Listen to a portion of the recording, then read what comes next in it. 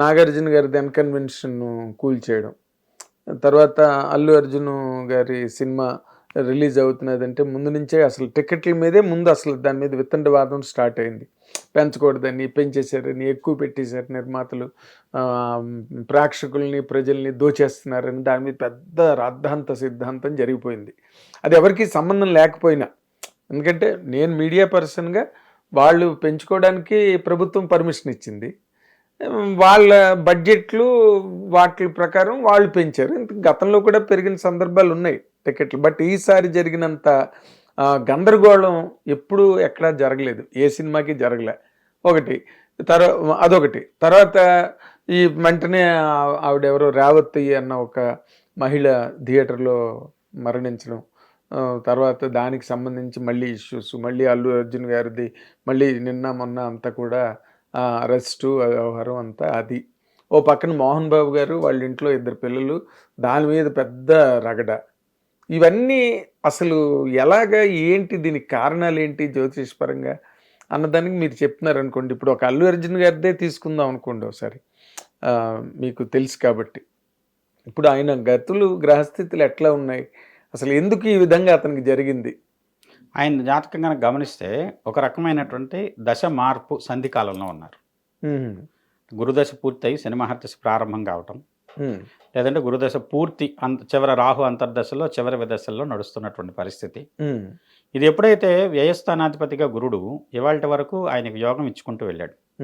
అంటే ఇక్కడ మేషలగ్నం కనుక లగ్నంగా తీసుకుంటే ఆయన మేషలగ్నం అవుతుంది కాబట్టి భాగ్యస్థానాధిపతిగా అత్యద్భుత ఫలితాలు ఇచ్చాడు.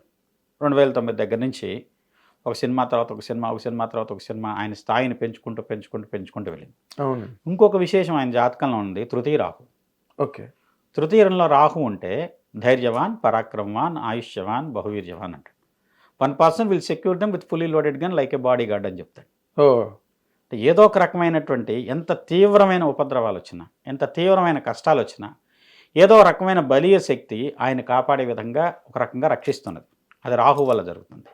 అందులో మిథున రాహు చాలా బలీయమైనటువంటి, బుధుడు రాశిలో రాహు చాలా మంచి ఫలితాలు ఇస్తాడు. అదొక కారణం. తర్వాత ఇక్కడ గమనించుకున్నట్లయితే ఎప్పుడైతే గురుడు శుభ ఫలితాలు ఇచ్చి చివరిలో వ్యయాధిపతిగా తన ఫలితం కొంతైనా చూపెట్టాలి. ఇంకొకటి విపరీతమైనటువంటి దిష్టి ప్రభావం.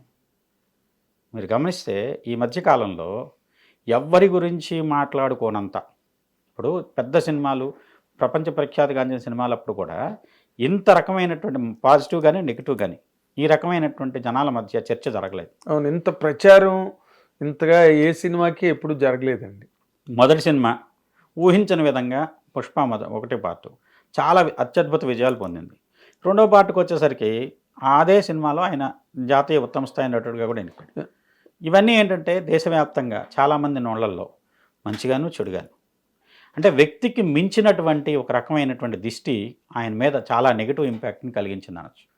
తర్వాత దీని ప్రభావం ఇంకా మీకు చెప్పాలంటే ఇంకో 3 ఏళ్ళు ఉంది. 3 సంవత్సరాలు. ఎందుకంటే శని దశ ప్రారంభం అయితే 3 సంవత్సరాలు 3 రోజులు శని ఇబ్బందులు కూడా ఇస్తాడు.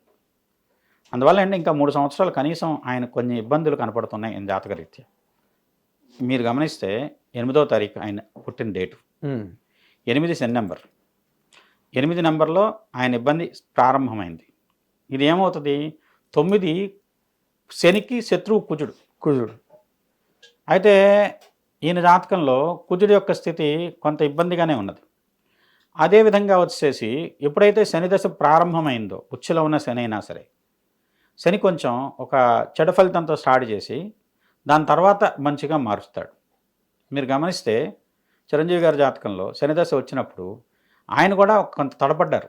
సినిమాలు విజయవంతం కాక 2-3 సంవత్సరాల పాటు ప్రతి సినిమాను రావటం ఏదో రకంగా ఆయనకు ఒక రకమైనటువంటి నిరుత్సాహాన్ని ఇవ్వటం జరిగింది.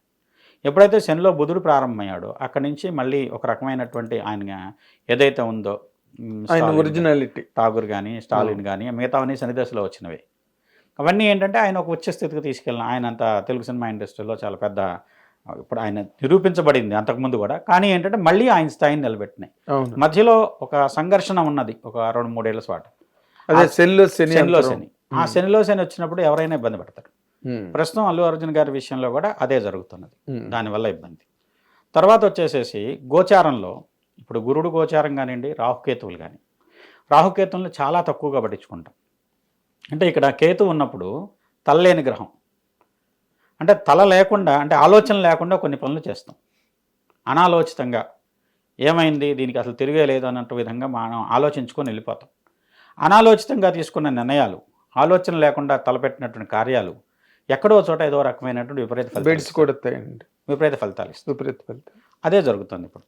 ఇప్పుడు ఆయనని కాదు, ఇప్పుడు ఒక రకమైనటువంటి కొంత విజయవంతమైన ఫలితాలు వచ్చిన తర్వాత అదే రకమైనటువంటి వరవడి ముందుకు తీసుకెళ్లే ప్రయత్నంలో ముందు యథార్థాన్ని లేదంటే కొంత వాస్తవిక పరిస్థితిని విస్మరించి ఏం చేసినా విజయం అవుతుందనేటువంటి ఫలితంగా దూసుకువెళ్దాం అనే పరిస్థితుల్లో ఆలోచన చేస్తారు.